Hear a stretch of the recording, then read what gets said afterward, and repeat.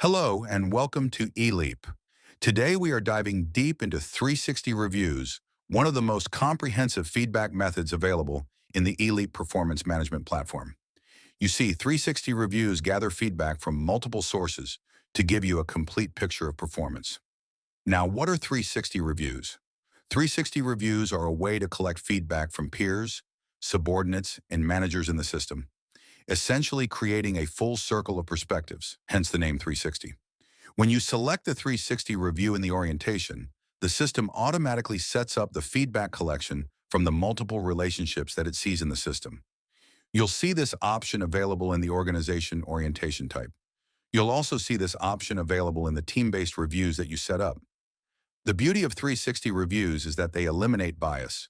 By gathering multiple viewpoints of somebody's performance, you are able to reduce the bias that can skew performance reviews and, of course, have given performance reviews a bad name.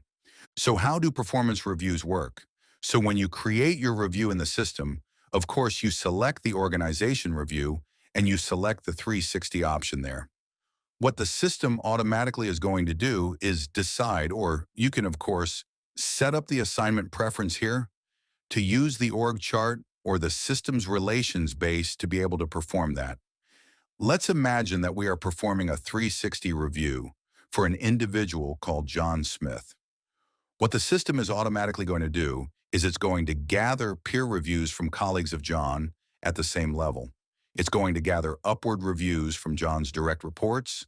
It's going to gather downward reviews from John's managers. And then, of course, we can also add an optional self-assessment that John can input. So you are, again, getting a full picture of this individual. So when setting up your performance review in 360, please pay attention to the assignment preferences. In the assignment preferences, you'll notice that you can select the org chart hierarchy. Basically, what that will do is it'll use your organizational chart that you've created. You can also select a system relations, which combines both your org chart as well as your team-based. Now, of course, if you were to select a team-based 360 review, it is going to utilize your team hierarchy for their assignment preference. Now, the next thing we will talk about is the review answers visibility. This is important. One critical decision that you would need to make is how the feedback is shared. All right? Do you want the feedback to basically go out to reviewees and include the reviewer's name for full transparency? Or do you want to share answers anonymously to encourage honest feedback? Or do you want to basically keep the answers private, only visible to admins and review creators or owners? All right, so let's close out with some best practices for 360 reviews. Know the 360 reviews, and oops, I did not select the team here, so I'm not going to be able to go to the next. Here we go.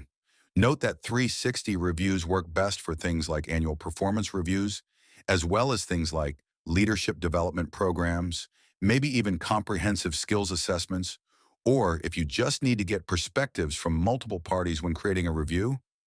They require more time for sure from participants, but note that they do provide the richest feedback data available. So as we wrap up, note that reviews, 360 reviews especially, are powerful tools for comprehensive feedback. Remember to communicate clearly with your participants about the process, about the amount of time that it will take. We know that it does take time for 360 reviews to come in, but believe me, when they do come in, you'll be happy that you've got all of that input from various parties. In our next tutorial, we will explore the individual review types for things like peer or manager reviews. As usual, if you have any questions about this or any other features in the eLeap system, please do not hesitate to contact us.